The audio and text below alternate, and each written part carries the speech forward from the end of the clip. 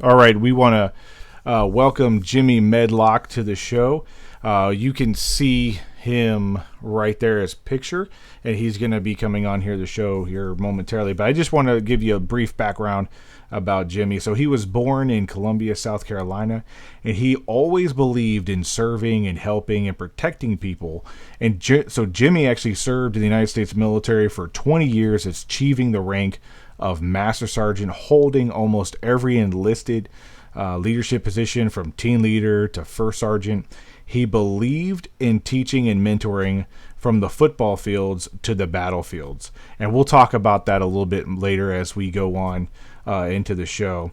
And he doesn't want to leave anybody behind, and he wants to leave it all out on the field, and has been living a life of that type of motto, giving all he's got and leaving it all out there. He's been in a semi-pro. He's actually been a semi-pro football player. He's a youth mentor, a community leader, and he's an NFL play 60 head coach for 4 years. He's currently writing a book called Soul Fire that gives wisdom, guidance, and insight to those who truly have a passion for leading others. So I can't wait to read his book when it comes out. He believes in selfless service is his watchword. His favorite readings are leadership and warriors. His favorite readings are leadership, a warrior's art, and the art of war, and the Bible. He believes those books combined will prepare you for any battle and any situation. So, Jimmy, just want to say thank you for joining the show and coming on. My pleasure. I'm glad to be here. So this week we've prepped it on our Facebook page that we are going to talk about, are leaders made or are they born? And before we do that, I have to do one admin note because I forgot. Hey, so if you're watching us live right now on YouTube, there is a chat option. So that chat option is either to the right or to the left. And so what I ask you to do is go ahead and type a question of something that you either want Jimmy to ask or answer, or something you want me to answer, and I'll read the question out and we'll get that answered for you too. So Jimmy, what do you think? So this question has always held a special place for me, right? So throughout my career in the Army, throughout my career playing football, are leaders born or made? I heard a lot of people say leaders are made. I've never really truly believed that, right? Because no matter what you're doing, if you're training somebody up in sports, or if you're trying to train a soldier up, you can give them all the training in the world, right? You can run them through the gambit. You can send them to schools. You can send them to different obstacles or what have you. But if it's not intrinsically, if it's not in them, you can't make them something they're not. It's the same thing on a football field. That's why, when I play football, that's why I don't force my kids. I like my kids to play sports, right? I don't really force them, but I like them to play sports because you learn so many different values about. It's not about you, all right? No matter how good you are, no matter how good your skill set is, or what your natural abilities are, if you can't convey that, if you can't spread that, if you can't, grab everybody around you and kind of link up and make them better, you're not going to reach that objective. If you try to do it by yourself, you're going to fail, right? So my personal opinion is that leaders are born. Why do I say that? No, I don't believe you come out and you're just ready to go. I just believe that you're born with certain things already instilled in you, right? Certain things instilled in you. Not everybody is meant to lead. Not everybody is meant to be out front. And that's okay, because we all have our particular roles in whatever it is. But I think people are born with certain things in you. Now, there is a part of the discussion where I'm like, okay, leaders are born, but sometimes you do have to pull it out of them, right? So does that make a leader? I mean, is that saying leaders have to be made? No, I'm saying that you have to have something already intrinsically in you, inside you, all right, that I can help pull out, right? I can speak to it, I can mentor it, right? I can help pull it up out you. But if you don't have it in you, I can't put it in you. Okay, so let's back up for a second. So you're All saying right, that leaders are born. So born. you think intrinsically you are either come out of the womb and you're going to develop, and you're either going to be a leader or you're going to be a follower by nature. By nature. Okay. Right, So right. So explain that a little bit. So because I know we both have kids, and you can definitely see it in many different aspects, especially when they're on the playground. That's like when in the foundational years you see other kids following other kids. Some kids take the lead and they make up fantasy stuff, and other kids follow along with it. And then, like you said, with sports, some people naturally stick out as leaders. But they also tend to be a little bit more athletically inclined. So I think that just because they're comfortable with it, they like to take the lead on it. But Okay. like, so what is it that you're talking about that you see at, that makes you feel that it because they're born that way?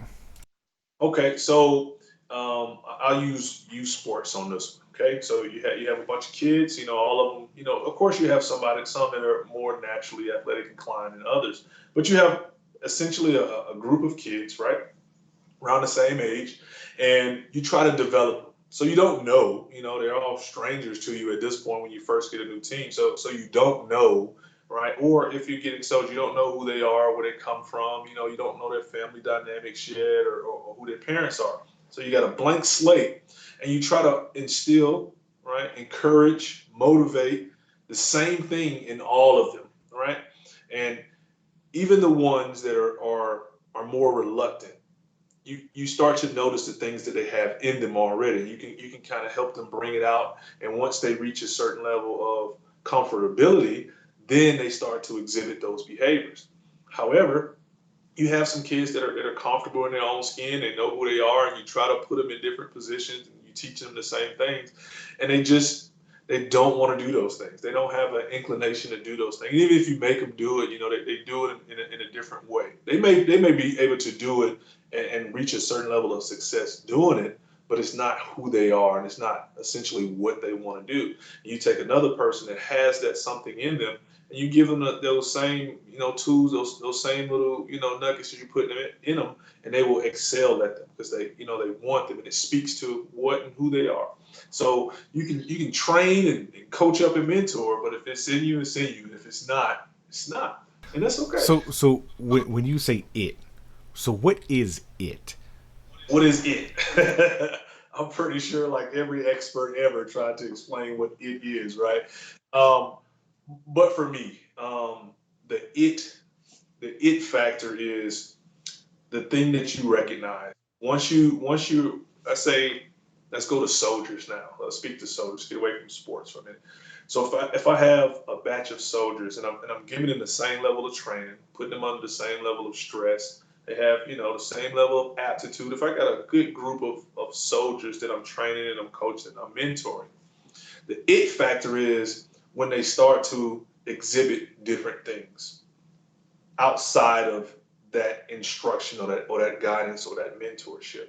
If I teach, Jim and Josh the same thing over and over again, they do it when they're in my presence. But if I leave and I'm just observing, I may see Josh start to do extra things, right?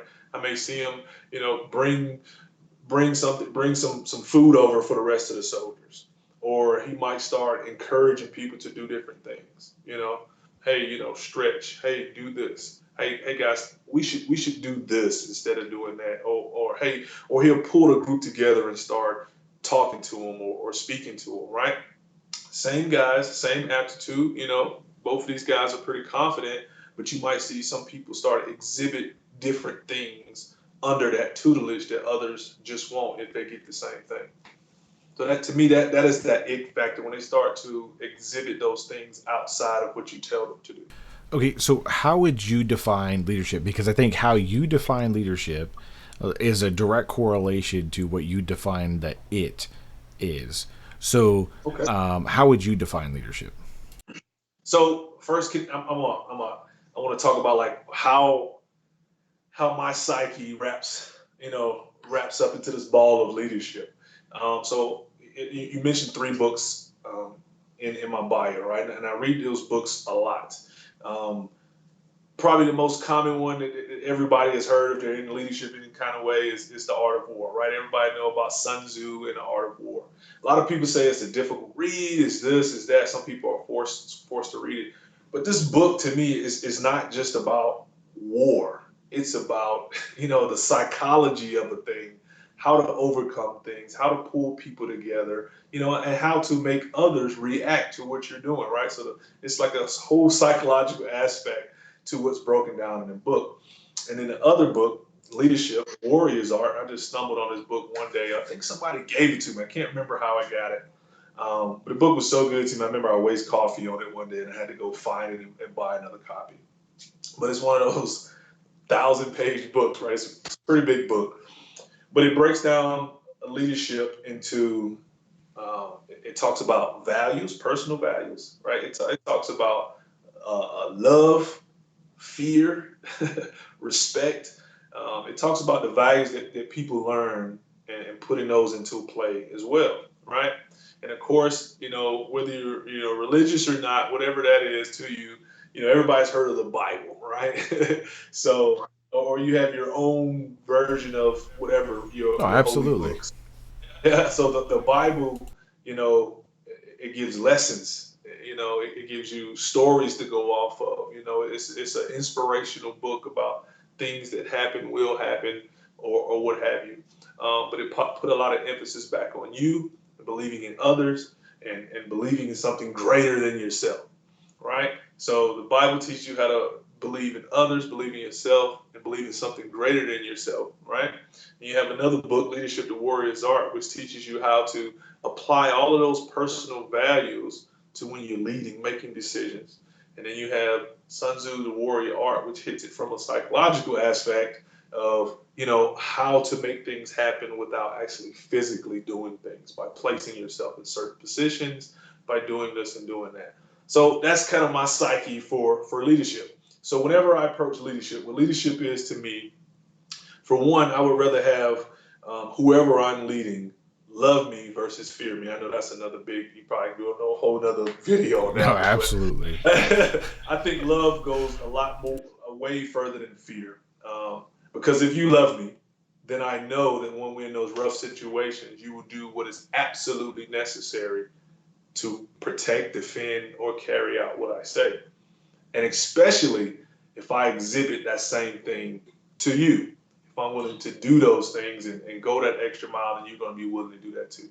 If you fear me, or if I'm just being a tyrant, and as soon as you get the chance to step out of the way, I'm pretty sure you're going to do it. So, but I do want to make one distinction though on the difference between wanting to make sure there's leadership, then there's likership, and I don't think you're talking about likership I'm not. because if you're talking about, let's say, hey, you want someone to like love you, and Uh-huh. so if you love somebody, right, and a lot of people may get upset about this, but like let's use like an alcoholic for example, or somebody who's an addict.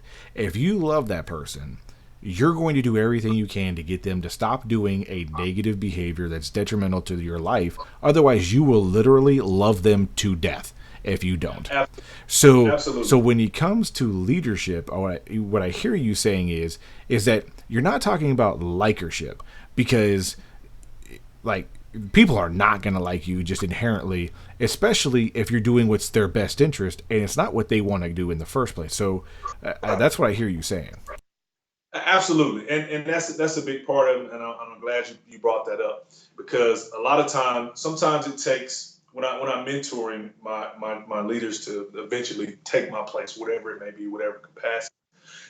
Sometimes this is the hardest thing to convey, because naturally people think of leadership is making people do what they have to do and getting the job done, and from point A to point B, or whatever we have to do to score a touchdown or capture the objective, right? Just because they're saying that, because I approach it from that aspect of, when I say, to me, love is a powerful thing. That's why I use that word. Because, like you absolutely say, if you love someone, then you're going to do what's absolutely best, whether they like it or whether they don't like it. So you have to have that aspect. And what I've noticed a lot of times is that sledding, it may be rough in the beginning when you're trying to have a person see something or achieve something that they don't want to see or that they don't want to do. But when you find, if you don't give up, you don't allow them to give up, and you keep pushing them, and once they really see, it's like an aha moment. That light bulb cuts on, and then you're probably going to have somebody who's going to cling to you for the rest of your life. And that's what I generally see. I'll give one example. I was a platoon sergeant, and one of my he wasn't a section sergeant. One of my team chiefs. Yeah, my team chief. He was transitioned to be a section sergeant. Moved from E5. He just moved to E6. So, and if he watches this, you know what I'm talking about because I think I told him about it. So great guy, great motivator. Great at PT, great at leading, but he had a certain edge, and he was that black and white type. This is what you're gonna do this, and it was always like that, And sometimes he couldn't reach certain soldiers because of that. And I used to have conversations with him. I'm like, you can speak freely when I'm talking to him. Like, look, this is what you need to add to your game if you want to take it to the next level. Okay. Yep. You're eventually going to take my place one day. And this is what you need to add to your game, right? He's like, no, they got to do this and it's black and white. I'm like, look, you got to understand, but you have to be personable. You have to understand who it is that you're talking to and what's going to get them to that next level, because that's your ultimate objective. Okay. I'm not telling you to go out and make everybody like you, but I'm telling you that when you're driving someone from point A to point B, it's okay to have them understand why they're going from point A to point B. You got to have them understand what the person to the right and the left is dependent on them, right? And it's got to be more than about self.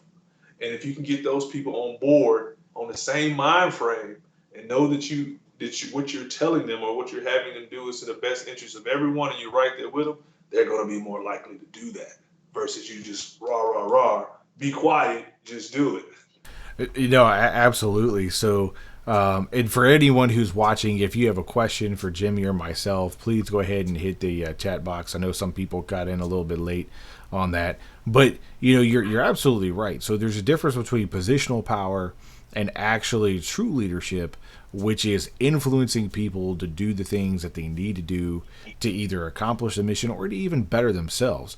I think a lot of times people tend to miss that when, even though you're a leader and yes, you have to get stuff done, but the personal development and growth of an individual, if you invest into people, that's going to get, one, your organization way better than where it was before, because now the people are invested in themselves as well.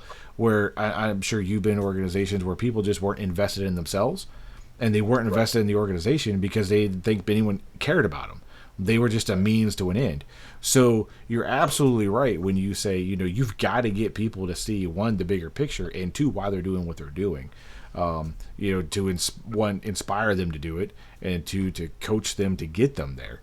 So, I think I know who you're talking about, but you're spot on with that one.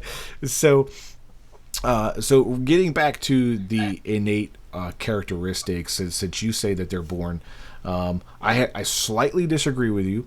Sure. So because in my opinion, I think anybody can be a leader. It may take a lot longer, right? So if you're an extrovert versus introvert, that takes a certain level of self-awareness, a lot of self-awareness actually, to be able to, coach yourself through your weak points and make them stronger. But also too, that you got to have the education. So even though you're born and you're naturally charismatic, you're naturally going out there and people just want to be around you and cling to you.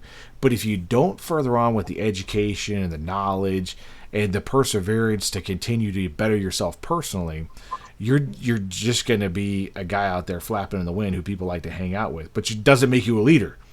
True. This is true. So and go ahead. No, and I love that point, right? So, and I kind of mentioned that in the beginning, right? So, some people are born with it, right? But it has to be pulled out of them, right? And you absolutely, no matter what you're born with, no matter what those natural abilities are, you absolutely have to continue to grow and you have to continue to educate yourself. But you can't stay where you're at, right? Because if you're going to be in that capacity, you have to know something and be able to impart something on some people. However, and this is that fine print, and even I struggle sometimes to kind of articulate this because I can take someone and I can train them up and I can put them in a leadership position and they can do okay. That doesn't make you a leader. We have plenty of people in roles of leadership inside the military and outside the military that they hold that position, but they're not truly leaders. They have a level of education. They know what they're talking about. They maybe even be a SME in whatever area they're in, and they're that focal point, and they're that head, and they're in that leadership role. But to me, I can always spot a true leader no matter where we are. And a true leader isn't always out front. True leader isn't always the one in charge, and true leader isn't always the one holding that position. But you have those who are capable of leading, absolutely, right? I can make a lot of people capable of leading, and they'll do okay. They'll win a football game or they'll capture the objective. But true leaders are the ones that possess and can do all of that, who can win the hearts and the minds of their people, who aren't afraid to do the tough thing, the necessary thing, right? And understands that even though, I care about you guys, I want you guys to understand there's some things that you might not understand, but we absolutely have to do what we have to do. And if you can capture the hearts and minds of the people, get them to understand that and follow you through that, right? That to me, that's a leader. You can spot these people from miles away. Whether it's as a young boy or a girl or a full grown man or a woman, you can kind of see that. And a lot of times, what I've seen is you have those who are in leadership positions, right? So you may have a captain of a team, of a football team, right? But because they've been doing outstanding on the football field, and they won a couple of games for us, and they're the captain, and they're emulating the things that you see. They're trying to give speeches and they're trying to fire people up, but you can kind of tell is what they're mimicking something. They're kind of just going through the motions and trying to do it, and they're doing a good job of it. But if you see other people, other players on that team, and you kind of, as a coach, you kind of move them around or whatever, and you let that one person do it, close the huddle or give the opening game speech, and then everybody's like, Jesus, you know, everybody fired up, everybody comes together, right? And like I said, that's those some of those things that people kind of exhibit. Sometimes it may be a flash in a pan, but it may be that person, and you pour them to a little bit and pull some of that stuff out of them. They might rise to levels that they didn't even know they could be in. So I agree that you can make people capable leaders and put them in that position they can function. But true leaders are something different. So I agree with you that there's a difference in levels of leadership. And thank Luis for your thumbs up. He just while you were talking, Luis gave you a thumbs up on everything you were saying. But so I agree with you. There's a difference in like exceptional leaders, right? So those are like the Nelson Mandelas of the world, right? They were born, they excelled, and people just are like awe inspired, right? And then like, okay, I'll give you another example. Bill Gates, right, Okay. of Microsoft. Is he charismatic? It No. do you know what I'm saying? So he's a smart guy, but there's a Yes. lot of people rallying around him, and he provides motivation and direction and purpose. So all the Right. things that leaders do, but he's definitely not charismatic. So is he like the Nelson Mandela category? No, of course not. But is he a good leader? So that's a good point. I was just watching something on Bill Gates the other day. That's a great point, right? So I myself, and I think a lot of people, especially his competitors, wouldn't think Bill Gates is a leader at all, right? Bill Gates, very smart guy. Business sense was off the charts, but he drove his people. He drove them because he wanted to achieve an objective. He wanted to push this. He wanted to push that. So a lot of the people that work for Bill Gates, a lot of competitors, they called him all kind of names or whatever. You cannot deny his success because he is a SME in that area. Like he knew what he wanted to do, right? And he built this conglomerate based off of his knowledge.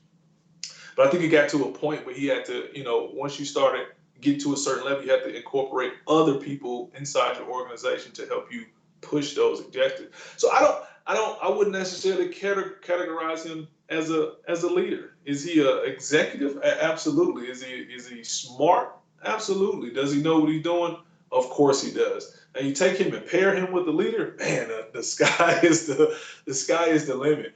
But as far as I think he misses all of those things um, that a true leader is. Because he will work to the bone. I remember his mother spoke about him doing this little. I think it's on Netflix. I'm not promoting anything, but I was just watching. Right. Hey, look. So one thing about this show is you can say whatever you want as long as you mean it. So if people get upset about it, oh well, they'll be okay. Um, we're just people having a conversation, and we like to have other people in the conversation. So don't worry about it. Sounds good. So, his mother talked about, his work ethics and how they disagreed and how he was. And, I think he possessed a lot of negative attributes. But I think because of what the product that he had, the vision that he had for his product, of course, people are going to tag along and get on board with that because it was very lucrative to everybody who was attached to that because he was he was innovative. He was, doing all this stuff that really changed the game, and we see where he is now. So I think that the nature of what he had and what he had to offer, brought people into him and helped him move that forward. But as far as leadership itself, I would not classify him as a leader at all. I think towards like the end of that little document that I watched, he learned some things along the way. Now where he is, of course, his drive and his pursuit. He said he wouldn't change or whatever, but the way he did things, the way he handled things, and the way he treated people, say maybe he would have did that differently. Yeah, so that goes with the growth of a leader. Um, because everyone starts off at a certain place and their maturity as a leader, right? So, Oh, sorry. I would assume that you are not the same in your maturity of leadership as 20 years ago. You still have that charisma and the things that you were born with that intrinsically, propelled you to leadership positions and seek out leadership positions, but you matured along the way. So, I, Absolutely. I mean, when you compared, like, let's say, a speech from him or Steve Jobs, right? Two similar people in positions, similar organizations, similar jobs and functions, but drastically different delivery. One has the charisma, one has the natural born attributes, the other not so much. So, and I say that because I don't want to discourage anybody from, let's say, you really want to get into leadership positions because you want to make a Right. difference, Okay. but Okay. but yet you don't necessarily, you're not like the most public speaking person, right, in the world. Like Right. when you talk, no one goes, "Wow, that's so awesome," right? But you have a lot to offer. You know what I'm saying? So Yeah. so I do actually have a question that I Sure. encountered this week, and I'm not going to name any names. And you definitely don't know this person, but All right. Cool. let's say because you're a motivated person. So let's say this individual cares a lot about people, and he cares a lot about taking care of people and doing the right thing, and he's voiced several times, or she has voiced several times, the right way to go about doing things, and no one seems to be listening, and so they're getting increasingly frustrated because they know that they need to do these things to take care of people and it's the right thing to do, but the leaders above that person are not doing what they're supposed to be doing. So let's say you have a naturally intrinsic leader and a not naturally intrinsic leader, and there's a mismatch. So how would you offer up a recommendation or advice to go about a situation like that? Wow, that's a good scenario. So again, Army story.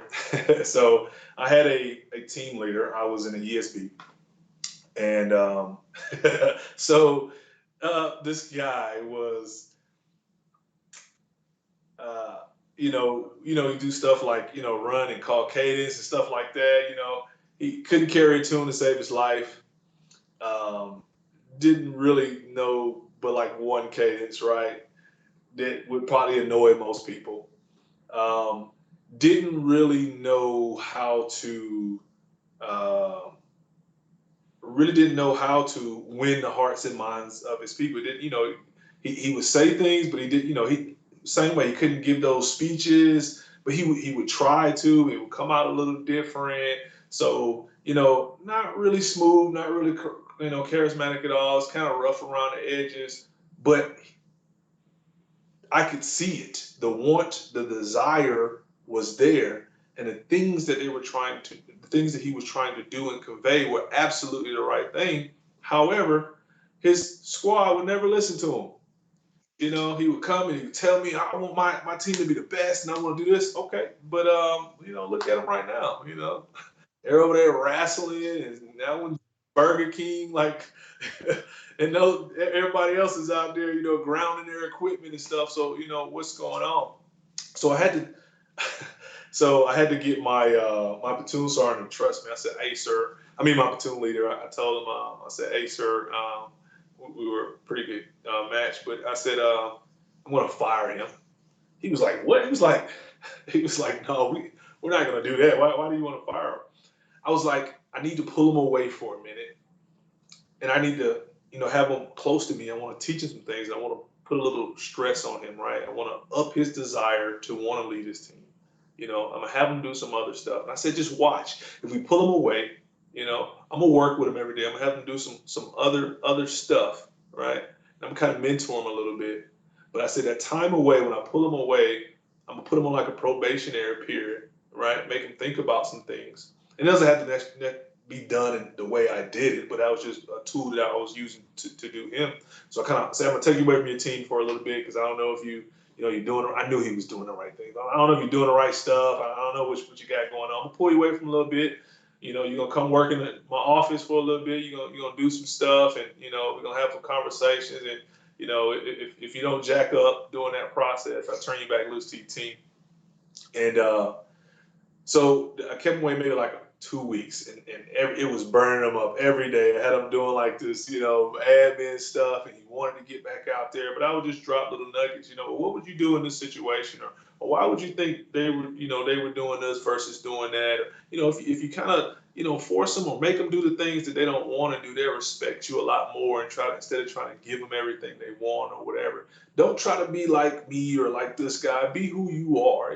Keep that same level of passion, and it'll be okay. And Sergeant ready to go back. Sergeant ready. Nah, you're not ready yet. Sergeant ready to go back. Nah, you're not ready yet. So that 2 week period when I let him go, after this, and he went back to his team, he attacked it in a whole different manner, whole different approach. He wasn't, scared to tighten it up a little bit when he needed to, and the saying check but verify. Some people think it makes somebody feel some type of way. Okay. But you'll make sure that it gets done. Check and verify. So I would say, so my overall in the platoon leader came back, it's like, man, that was kind of ingenious. I said, okay, thanks. I didn't make that up, but Right. yeah, but it kind of, in turn, it reinforced my PL's, trust in me, that I knew what I was doing. Um, but if you have a leader that isn't naturally charismatic or have these traits, right, that doesn't mean that you're not, you know, you're not good for it because you can't speak a certain way or because, you don't have all these elegant quotes or whatever, right? If that passion and that drive and you have that it factor, you just have to find your way to convey that to who you're talking to. And sometimes you can pair the two up. If you have two, pair those two up to kind of tag team it, A and B, or one A and one B, so that what one doesn't have, the other has, versus, conveying things or not. I've been in situations where I had leaders above me that it was pretty rough. So that's what I'm talking about. So Okay, all so right. so how Push is on that. so no no so that was good information too. If anyone is wanting to look at see how to develop somebody who hasn't quite found their way into their Right. leadership position yet or their role as a leader, but like let's say there's you, and then there's people that you work for, and they're not getting it. How? Okay. What is it that you do to help influence and lead them, in turn lead better? Sure.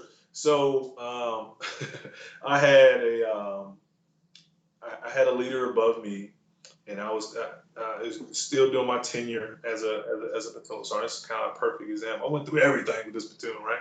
But I had a leader above me that really, wanted to do things their way and didn't listen to anybody and didn't care. Really felt, or at least wasn't conveying to us that he cared about what was going on and things like that. Just as long as whatever happened and happened when and where he wanted to, and not in a good way, right? Just in the worst ways possible. So my platoon had a lot of, the leaders in my platoon had a lot of issues. They kept coming to me with, well, we need to do this, and we're not giving time to do this, and they don't understand this. Okay, look, and I always have sessions with my guys. What's going on? What you doing? Da da da da. And I would take these things to the leader that was above me. That hey, this is what your guys, your people are concerned about. This is what they saw.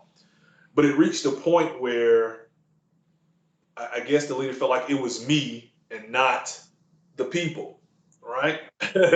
So then I had to go back, right? And I said, okay, well, I would like to remove myself out of the scenario. If I set up a meeting where I can have all the leaders that have issues and concerns, where they can just talk to you, and I would just step out of the way so you can see it's your people and it's not me. So it took a while, but I finally got the leader to agree to it. So they sat down with the other junior leaders in the formation. They had discussions, and he was just kind of blowing it off and explaining it away, and you guys are crying or whatever. So now you reach another dilemma, right? What do I do now? I've taken it up, and then I remove myself and let them talk directly to that higher level leader. They're still kind of blowing it off. It's going to do whatever it needs to do. So at that point, you have an obligation to to your people. You have an obligation to your organization, right? I mean, we're in this position for a reason, so I can't just leave it like that because somebody is blocking me or whatever. So I went around. So if that leader is not doing the appropriate thing and they're trying to block you so they can continue doing their thing, then you have to find a way to let somebody else know what's happening and what's going on to affect change. Because if you do not, nothing is going to change. And all you're really doing is you're really empowering or strengthening, that bad leader's position. So you have to go. I know a lot of people feel some type of way about that, but you still have an obligation to the people that follow you, right? And you have an obligation to that organization. So if this person is hindering that and causing that, you have to find ways to go around. But it has to be detail. Like this is actually what's happening. Not crying or complaining, but it has to be this is what's happening. This is what the behavior that they're exhibiting is causing. These are the results of it. We can't do this. It's causing people to want to do this or putting them in this position, affecting mental states, emotional states. So something needs to happen and something needs to transpire. And in those situations, that's what I've done. Talk to another leader in our organization, not to snitch anybody out or dime anybody out, but you have an obligation to do what you're supposed to do. And then, once other people are aware of it, then other people can start to notice it. Even if you go to someone, nothing happens right away, they might just be observing. It might, now it's, in their attention. So now they're paying attention to it and different things will happen. And if it doesn't, then you have to find another avenue of approach. I mean, you're put in that position for a reason. Some heaviest, as I said, as the saying go, Heavy is the heavy is head the that head that wears the wears the crown. crown, Yeah. right? Right, heavy is the head that wears the crown. So if you're in that position, or if you want it, or if it's given to you, you have a responsibility, right? So if that leader is blocking you, you have to find someone else that's going to listen to you that can positively affect change within that organization. You got to keep going until it happens. Don't be afraid. No, no, that's good advice. Just for the record, that was for somebody else who is watching this right now. In case anybody's watching this or whatever, not me personally. It's for somebody else. But I actually encountered a similar issue a couple years ago. Actually, several years ago now, where there were people complaining about a more senior leader not behaving properly, creating a toxic environment, poor work environment. People just didn't want to show up to work anymore because they're like, I don't know if this person is just gonna like say some off the wall stuff. I don't feel comfortable, And so when you're organizationally different, and it's not a flat organization, sometimes it can be like, well, I don't really know how to address this, but like what you said, Right. sometimes you have to very tactfully, Yes. sidestep and Yep. make, maybe just shine the light a little bit on the behavior Right. that is not appropriate, and then for other people to notice it who are either equal organizationally or higher, to go, Right. something's not right there. Maybe we should do something about that. So, Absolutely. great advice. Um, so getting back to the born stuff. So what else do you think besides the it factor Uh-huh. that you're born with? So I think you have to be born with um, and it kind of all encompasses in that it factor. But I think people that have a higher desire to serve or to help people that if you have a higher desire to help and to serve, I think that kind of fuse that fire of wanting to take on the responsibilities of those positions, because whether you wanted to or not, whether you feel like you're a leader or not, if you put in those positions, you know that sometimes it's a heavy burden. It is. It's a lot of people counting on you. It's a lot of people pulling on you. It's a lot of people needing things. So I think that having a natural desire, not just being charismatic or confident or, what I'm saying, have the right words, but that having a natural desire to want to help, to want to serve people, to want to protect people. That's a part of that factor that's in you. And some people don't have that. Some people, I think we're all born with different, tools and different, roles or whatever that we're supposed to fulfill in life. And every role is equally important. I haven't always been in leadership positions, and I had to grow. I've made my share of mistakes. Even as senior leader, there's different factors that affect you, as a person, whether it's, something personal that's going on in your life or whether it's an injury or whatever have you. And I think it's those things that are in you that helps you through those times. It still allows you the ability to help people and to push people forward. No, that's good information on that. So for the I would say so I'm big on community service, because one, whether this is where I go back into kind of disagree that they're born, but you can make leaders, is that if you get people into a mindset of service, of Mhm. doing something greater than yourself, like you talked about, doing something more than just for yourself, you get a different attitude about it. You get a different sense of purpose because you see the impact that you're making on somebody else or some other organization that you're volunteering for. So that's why we did 2 live episodes already on volunteerism. One was of a pastor serving a community of a church. The other was of a veteran organization serving a community in the Florida area, specifically for the Hurricane Maria and the Puerto Rican evacuees, and doing something better. But I agree with you that you've got to get out of yourself. You have to start thinking, what is bigger than me, and how can I give back? Because so many people pour into you as an individual and as a leader as you grow up in leadership positions. So as people are pouring into you, your cup is going to get full.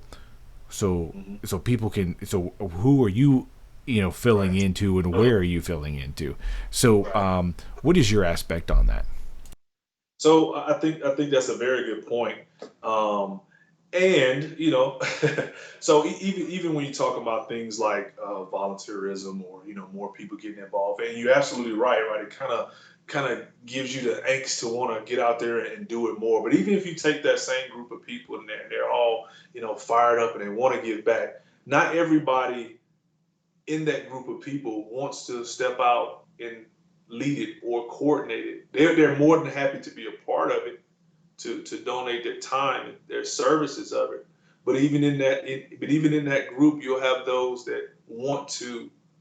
I'll coordinate it. I'll take charge of this. I'll do this aspect. And you have those that are just more than happy just to be a part, to serve. Well, I'll do this. You tell me, just tell me what you need me to do, and I'll do it. You absolutely have those people. Just let me know, Yep. and I'll do it. I can give money. I can do this. I can do whatever. And you have those that will step up and say, I'll take charge of this, and I'll do that. And then you have your little leaders, and then you have your flock that goes to those group of leaders. Oh, I want to help you in whatever way I can in this department. And sometimes even though people, oh, well, hey, you could be our ex department lead. Oh, no.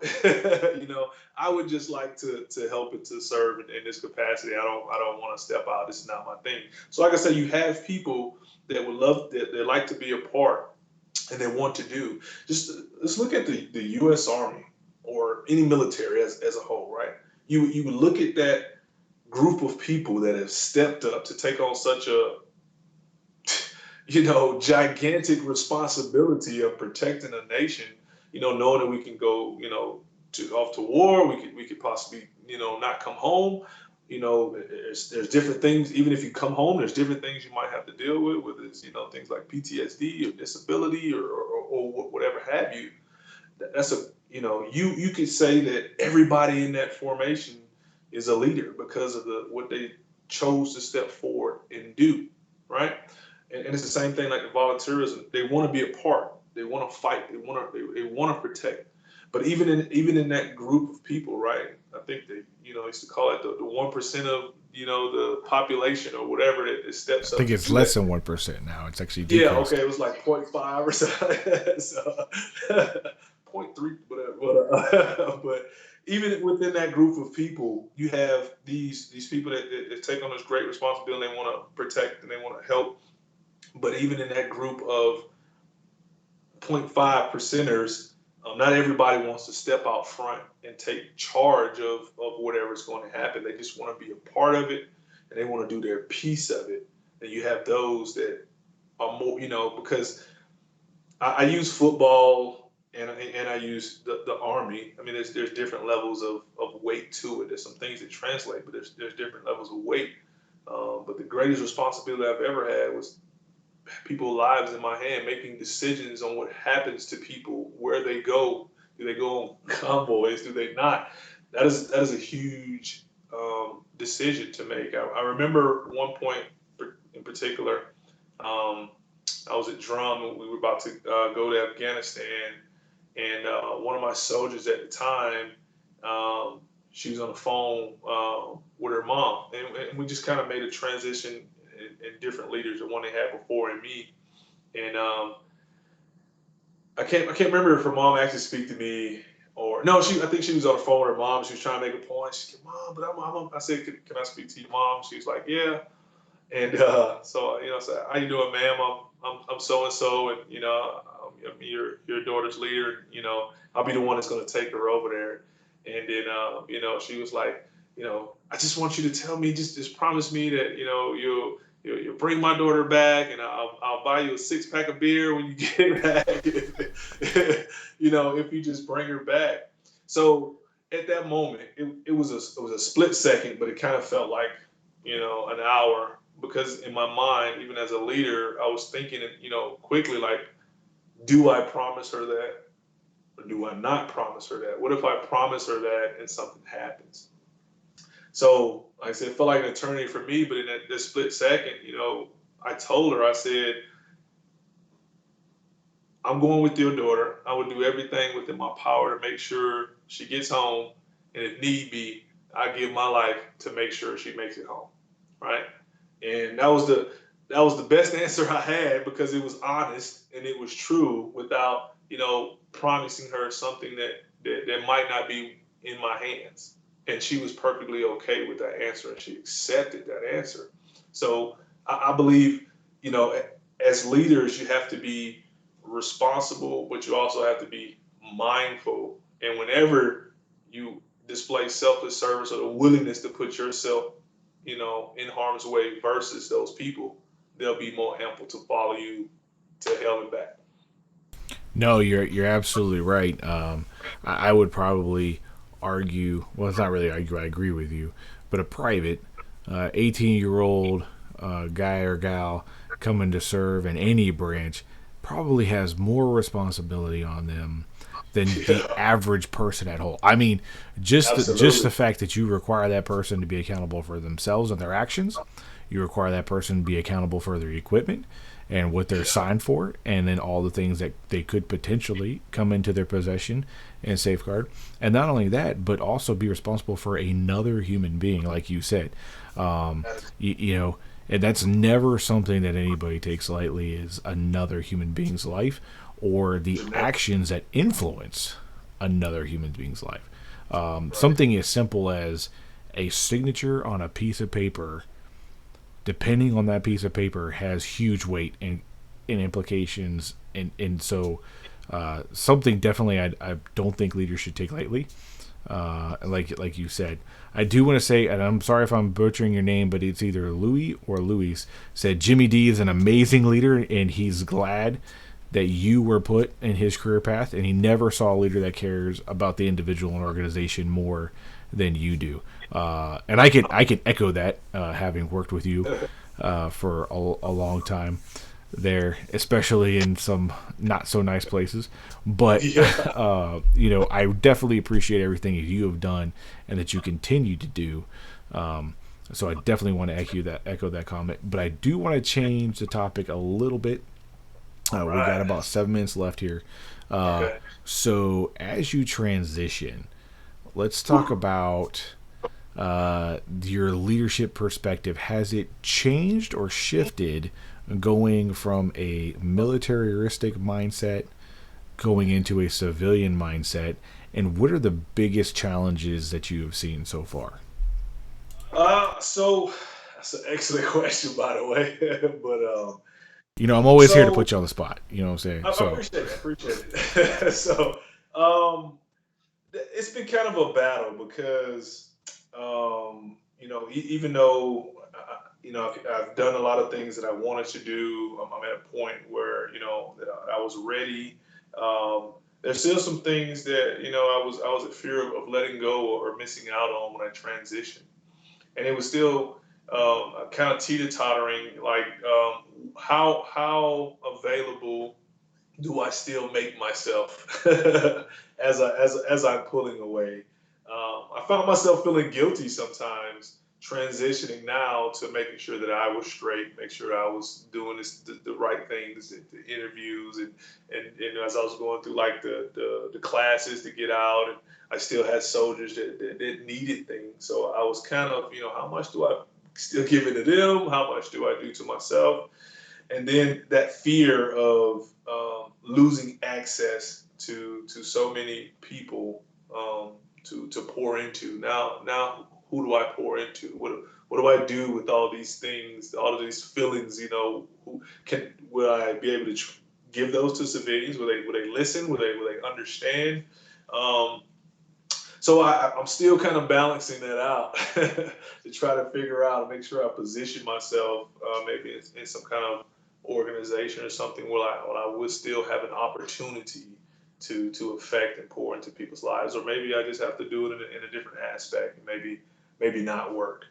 Um, and I think one of the biggest parts for me is when I talk to potential employers now. Um, it's a lot more talking about myself. It's a lot more so how strange brag. is that? It is the weirdest thing. The weirdest thing to do is you have to, most of the interviews is talking about yourself and how good you are, and your skills is. I mean, of course, I went to boards, and you have to, answer questions and kind of be confident. But this is a whole different level. You have to like, well, a scale of 1 to 10, how good are you? Can you do this? Why should I pick you over this guy? Or so that's been the most difficult part, having to really, really talk about yourself and how good you are and what you can do and all the things you can achieve instead of, it's moving from the we, or, you make my job easy, or that kind of mindset to, oh, I can do this, and I can do that, and I can do all of this. All you need is me. So that's one of the bit of the biggest things for me in that transition process. So, I mean, you've had to do some of that in the military, though. You've had to do some self selling, but I think probably in the military more so in the civilian side, it's more humble. Otherwise, Yeah, you come off as an arrogant. right, exactly. uh, so how I mean, I know you say you're still finding that balance, but for anyone who is going through a transition, and they're either ETSing or they're retiring, or maybe something happened to them and it's like, hey, this ain't the right avenue for you. What is your advice as they transition out? So here's my advice. And when I entered the transition process, I heard a lot of negative things actually about the process. A lot of negative things about what you're not getting, and what we don't have access to. I think that the process was phenomenal. I went through these slew of classes that talked about resumes and hiring processes, and I went through all of them. Then they had a lot more stuff that was available outside those classes. And guess what I did? I jumped in those classes. I put myself in those classes. Some of them I may have taken twice just to make sure that I got it. But don't close yourself off to the process. Listen to what these people have to say. Take all the additional courses. And here's where it came into play. So when you get approached for interviews, do the interviews. Take all these interviews, because each one, even if you don't get a call back, each one has helped me build on the other ones. And here's what I found surprising, because I went in with that mentality. I was kind of humble. I was underselling myself. And one of the weirdest parts is, they ask you, what would you like to get paid? What is your start? What is your starting rate? What do you feel your self worth is and Right. monetary So, value? well, I don't know. The Army, whatever the Army told me, right? So, for me, and it differs based on whoever career, but for me, in being an IT guy, I was underselling myself. Well, I think, around this range, and, whatever. But I had people that actually, spoken to my life. They didn't have to do that. These were civilian people. They was trying to, get somebody for this position. So they didn't have to tell me. I had a couple of people say, hey, Jim, I'm telling you right now, you're underbidding yourself. With your skill set and with your qualifications, this is the range you should be looking for. This is what you should be doing, right? This is actually what the position is. They didn't have to do that. So by going through these different interviews, some people had to, turn down because they couldn't wait till my transition date and all that different stuff, because it's different dealing with us military. We have to wait to that date. But these people actually gave me advice and spoken to my life. And so go on those interviews, take them, because you're going to learn something from each one. And there's a particular part of the transition process. Um, it's called Hiring Our Heroes. I think that's the name of it. These people are great. These people are great. And I'll tell you how great it was. Like, I finished the process, and like I said, I was going through it, and I was like, and I emailed the lady. She's like, if you ever have any questions afterwards, contact me. So I got a talent agent reached out to me, and they asked me, hey Jim, so what is your going rate for this position? So I didn't answer them. So I shot her an email and said, hey, this is what they're asking me. What do I do? She was like, she laughed. She's like, it's perfectly fine. She was like, if you're not sure, where you're at on the market because you're just starting, say it's negotiable. What is the rate for the position? She was like, put it back on them. And I was like, it's the most simplest, greatest advice in the world. It takes the pressure off me. So I did that, and then they told me, and then I was able to start. So I learned throughout the process. So a lot of stuff I'm saying, but go through the process, put yourself in extra classes, and utilize the people that make themselves available to you, because that's what they're there for. And they've helped me tremendously. Even this far out, I can still reach back and talk to these people. So do that. Take advantage of all those resources. No, that's awesome advice. Because I know anybody who would be honest with somebody about the process, it would be you. Right. And then two, we're not getting any younger either. So Right. so as we get older, other people get older, and they start to go through the process as well. Right. And so actually one of my previous bosses, he is now he works hiring strictly vets for the medical industry, and Okay. his biggest selling point is the soft skills that people bring, because in his what he saw was that there is a stigma between the military and mental issues and mental instability, and he's trying to change that narrative. Like, hey, no, we actually have a lot more to bring to the table as being veterans. We actually are more mentally stable. We just have some minor emotional issues, but that's not overcomable. So, in getting into the medical field that way, so great advice that you have for people transitioning out. Great advice that you gave throughout the entire hour, and I really appreciate your time and coming on the show. And for everybody else, I want to end with this in mind. Like, this forum and this platform that we've created is to just have a conversation about general leadership topics, and it could go from as easy as our leaders made or born, or as complicated as to how to deal with a difficult boss, or even better yet, how to improve yourself and become a better leader when you don't know how to get better. So this platform is geared towards generating a discussion. So Luis, thank you for engaging in a discussion with us, and commenting. I know Jimmy really likes those comments as well. So those are good. But I really appreciate everyone for watching this. And if you like it, please share this YouTube channel and even my podcast with other people. I'll subscribe to it, hit the little bell button on here, so that way when we do more live shows, you can pop on and see if there's a topic that you like listening to and engage in the conversation there. So we never, ever, ever stop reaching a level where we know everything. We've got to continually get better. And this is just a forum that goes for that. So I'm Tim Staten, stating the obvious. Thank you for joining our show.